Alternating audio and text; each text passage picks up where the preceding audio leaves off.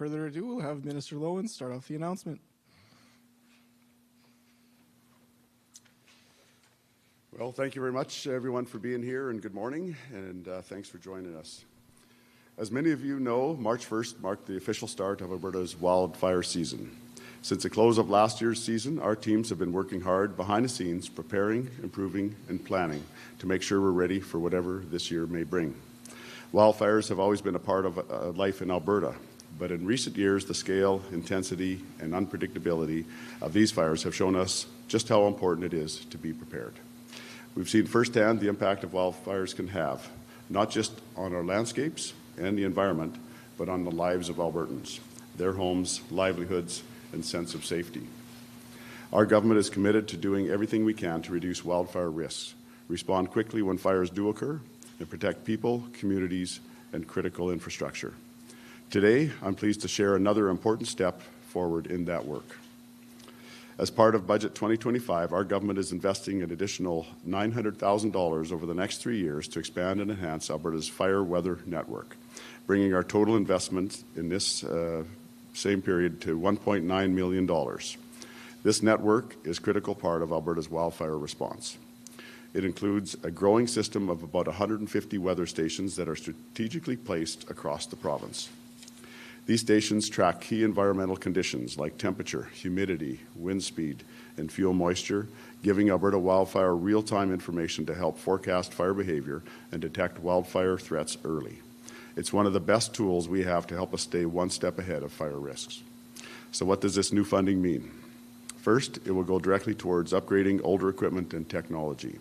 Some of our current stations have served us well, but it's time to modernize them to ensure they're providing fast, reliable, and accurate data in all conditions. Second, it will support the expansion of the network by adding new weather stations in under-monitored areas. Alberta Wildfire is working to identify the most strategic locations for these new stations based on data gaps, fire history, and emerging threats. These enhancements to our monitoring network will help wildfire response teams do what they do best: act quickly and efficiently. With more accurate, up-to-date weather data, Alberta Wildfire will be able to direct crews to where they're needed most, plan proactively, and anticipate fire risks earlier, helping them stay one step ahead of dangerous wildfire conditions before they escalate. This is about getting the right information into the right hands at the right time and using it to help keep people, property, and the landscape safe. Another benefit of this expanded network is improved monitoring throughout the winter months. New sensors will allow us to be able to track snowpack accumulation, giving us a clearer picture of how dry or how moist the conditions might be at the start of wildfire season. This investment in the fire weather network is part of a much larger effort to enhance our wildfire readiness and response capabilities in 2025 and beyond. We've allocated $160 million in base wildfire funding for personnel, training, equipment, and critical tools. We're adding a new night vision helicopter to increase our ability to fight fires in cooler, calmer overnight hours. We've committed $15 million to the Community Fire Guard program to help municipalities create fire breaks and protect vulnerable areas. And we're investing $10.8 million in Fire Smart initiatives to help Albertans reduce wildfire risks around their homes, businesses, and communities. Of course, government and fire crews can't do this alone. Wildfire preparedness is a shared responsibility, and we all have a role to play.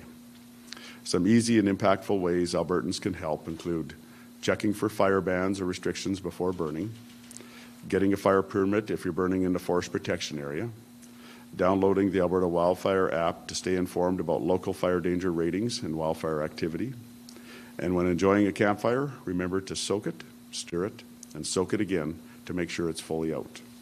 Together, we're building a more resilient wildfire response system, one that protects our homes, our landscapes, and our way of life.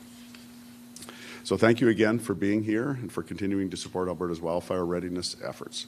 I would now like to invite Todd Detling, Vice President of Stakeholder Relations and Energy Solutions at Forestry, Alberta, to say a few words.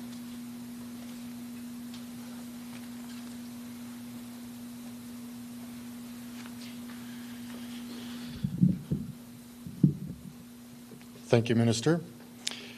Fortis Alberta, along with other Alberta electric utilities over the last number of months, have been working very closely with the Government of Alberta in looking and exploring at different opportunities that we can do to effectively partner to manage wildfire risk.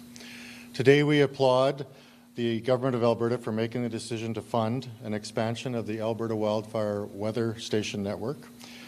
The enhanced situational awareness that this network will provide is an investment that will create real and immediate benefits for Albertans living in or next to wildfire risk areas. Fortis Alberta also uses this type of information to enhance our own understanding of impacts in our own data-driven decision-making on managing our system in rural communities. We combine it with other utility technologies like early fault detection and enhanced power line safety settings. This, along with proactive operations and maintenance programs, allows us to reduce the risks that wildfires can create. Investing in wildfire mitigation is not only the right thing to do for Albertans, but it's also another important way that we can work together to protect critical infrastructure that supplies electricity to our communities, businesses, and industry. The safe and reliable delivery of electricity not only attracts investment to Alberta, but it allows us to support the economic growth that we're seeing even in challenging times, if I could say that today. In closing, the investment today is a real example of how this government is working with industry to drive affordability. I think all of us understand the devastation that a wildfire can create in our communities, and protecting and preventing those activities to avoid the loss of infrastructure that has not met the end of life is another way to reduce costs for our customers. So we really appreciate the step that this government has taken today. So thank you. Thank you. That concludes the formal part of the announcement. The formal part of this announcement. We will now open the floor to questions and answers from the media. When called upon, please list your name, your outlet, and we will restrict it to one question and one follow-up. Do we have any questions on the floor? Yeah. Calais Perrault, Radio-Canada. So this time last year, there was 58 active wildfires, roughly, around this week. We're at 8 now. So what's the difference between last year and this year? I'm assuming weather conditions, but what else is part of that? Yeah, weather conditions are obviously very important. When it came to last year's wildfires, we worked hard all through the winter to try to get as many out as we could. And so the overall volume is definitely less. Like on January 1st, I think we had 6 fires, where the previous year we had 64 fires. And so those holdover fires from the previous season, being able to get on them a little more effectively in the fall, but also having some weather to help out made a big difference. Just to follow up as well, so the 900,000 that's going to go towards the weather stations, so is that to bring the total number of functional weather stations to 150, or adding 150 on top of the ones that are going to be renovated?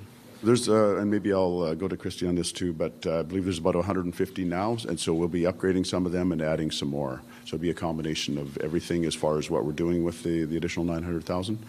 Christy, did you have anything to add? We're upgrading our existing network, and that includes the technology that is going to give us a greater accuracy in determining some of these elements that affect what kind of fire season we have and what activity a fire is doing. And so those technological upgrades are going to make a big difference for us in the information that we're receiving at headquarters to make those decisions. Thank you. Any other questions? Please go ahead. Travis McEwen, CBC News.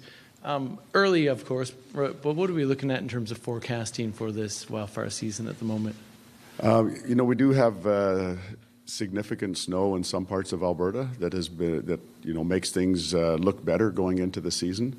But we do have parts of Alberta that were definitely had not as much snow as we'd like to see, not as much moisture, particularly the eastern slopes and some of the far north. So going into this season, I would say, cautiously optimistic, but we know we do have challenges coming forward. We know we're going to have fires. It's just a matter of how many and how intense. May is always a critical month for us because the snow is gone, the grass is dry, and the moisture hasn't come into the trees yet. So we'll know more as the season goes along. It is really hard to predict as far as what's going to happen that far ahead. But again, going into this season, it's better than the last 2 seasons just because we do have parts of Alberta at least that have had significant snow. Anything that was maybe used in terms of strategies or tactics from last year that maybe helped with lessons learned or something you're able to carry over to this year?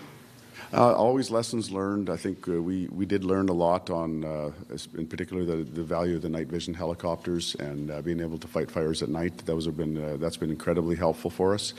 And really just a lot of this technology that we're using now that allows us to put personnel and equipment where it's needed, where we could kind of see that this is an area, certain areas may be more susceptible than others for wildfire, and being able to move the personnel and equipment where they would be most likely needed has been helpful too. Thank you. Perfect. With no more questions on the floor, would you like to go ahead? Okay, well, that concludes the announcement. Thank you, everybody, for joining us, and I hope you have a great rest of your day.